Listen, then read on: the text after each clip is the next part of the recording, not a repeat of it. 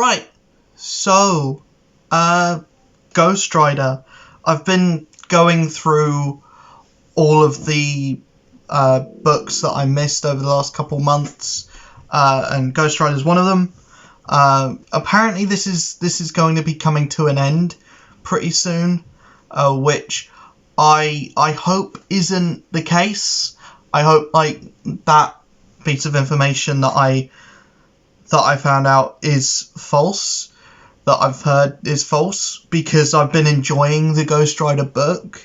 It's a lot better than the last one, weirdly, because I did like the last one as well, but this feels more akin to the kind of Ghost Rider book that I'm more familiar with.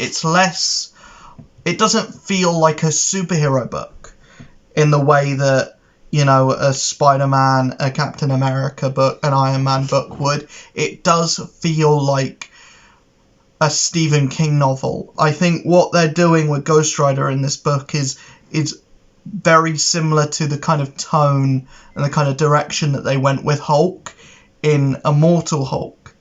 It feels like they're doing an Immortal Hulk with Ghost Rider, like the tone, keeping it very separate from the rest of the Marvel Universe, having it feel basically like a Stephen King novel.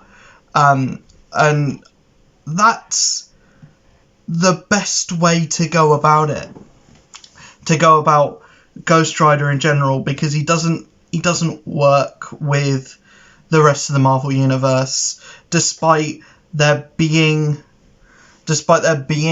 an issue where basically Wolverine performs brain surgery on him. That's kind of that's as like involved with the rest of the Marvel Universe as he gets. If I were to make any kind of complaint, the art isn't for me. It feels right for the story, and you'll see panels and things show up. It feels good for the story that they're telling, but it's not my cup of tea. It's not art that I would get into a book with, and it's not the art that got me into the book necessarily. It's the tone of the storytelling and Benjamin Percy's writing that got me in, and that first issue did kind of really entice me. And also, Ghost Rider is a book that I read anyway. It's just kind of like, if it's got Ghost Rider in it, I'm gonna be interested anyway, because it fits both that this is a very powerful character, but he is also, street level. And he is basically, it's that kind of like biker horror book, and this kind of fits in with that very well. And there's a lot of everything is like a bike analog, or an analog for bikes and for the road, and for like this kind of almost cowboy like biker mentality, where it's like the main villain is, well, the main villain's Blackheart, but there's another villain that gets created from Johnny Blaze's like personality, and from like an aspect of the rider itself, which is called Exhaust, and the design for that is really cool, because it's just like a bike, and it's like the bike and Ghost Rider merged, so it's got like literally an exhaust coming out of his back, and like exhaust teeth kind of, and you'll be able to see from the side and from the covers what that character looks like, and it's a really cool design, not used to the best of its ability, because there isn't really a big fight between Ghost Rider and Exhaust. There's not even really a big fight between Ghost Rider and Blackheart. It just kind of is insinuated that they have a fight.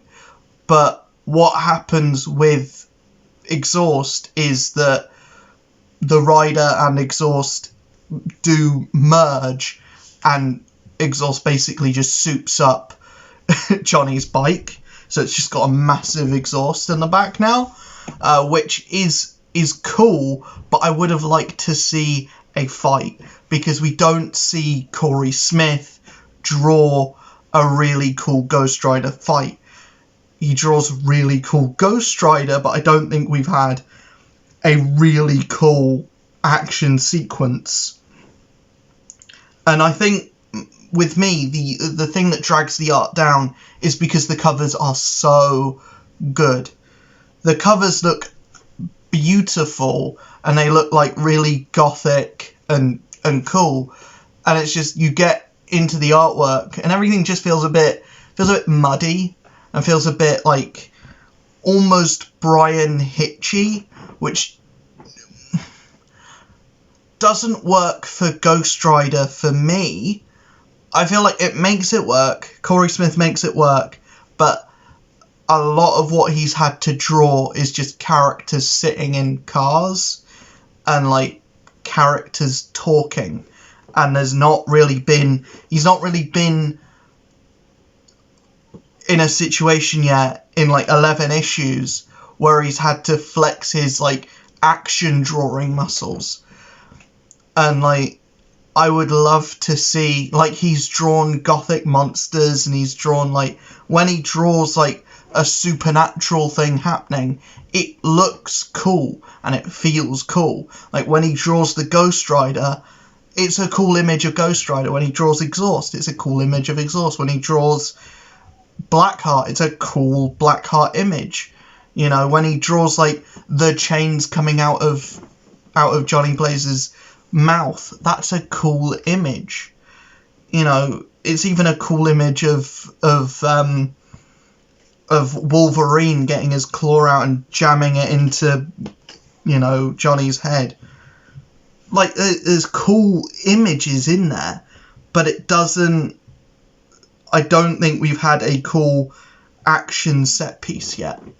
And I would have loved that to be between Ghost Rider and Exhaust, because those were the two, because it felt like that's what it was building towards, or it's building towards like a cool Blackheart fight. Maybe they're waiting on that for like the end of the book, because Danny Ketch is being brought in now. There's some shady things going on with a like weird scientists that are doing things to Danny Ketch, and it's like, yeah, that's cool and all, but I would love to see a fight, or like any fight. It just feels like beating Exhaust was too easy. It feels like beating Blackheart was a bit too easy. And I know that the tone of the book has been more like detective horror kind of thing, but I would love to see a fight. Because, like, we're approaching issue 12, and the next few issues are probably going to be a bit of downtime because we're going into a new arc. But I would love to see just a cool action set piece. Like, if we have an issue that is all fighting, I live for that. I live for that in any book. I love for the issues where it is just a big fight. But, you know, it's not a bad book. It is like the covers alone make it stand out on a shelf and, you know, draw my interest particularly. But the actual content of the book, it's almost the opposite of what's going on with Spider-Man. Where like Spider-Man is all style, no substance. I feel like this is all substance, not a lot of like flexing your muscles artistically. It feels like a lot of lore dumps and a lot of like cool ideas being thrown into a pan, but there's not a lot of like the writing is a lot better than the art, in my opinion, and that's like something that is very rare to see in a Ghost Rider book. It's not necessarily a bad thing, but I would love to see a more action heavy, you know, an issue where we actually get to see a fight between the two between Ghost Rider and someone that we want him to fight, because that would have been cool to see with Exhaust. It would have been cool to see with Blackheart, and we didn't get it. We got Blackheart fighting some other, you know, new character that we don't care about, but we don't get to see him fight Ghost Rider, and it's a Ghost Rider book, and it feels like Ghost Rider has done very little this entire book. But, hey, you know, that's just my opinion. I think the book is good, but I don't think the book has reached its point where it's really good. I don't think it's reached the must-read status yet. I was thinking with, like, the first couple issues, this is really interesting. It's doing that Immortal Hulk thing. I would love to see this book get picked up and this book, like, go really far. Unfortunately, Ghost Rider isn't a character that's, like, popular enough to do that. It's happening with Moon Knight, though. Moon Knight is going on forever, and I love that for that book. That book is amazing. Everyone should be reading it.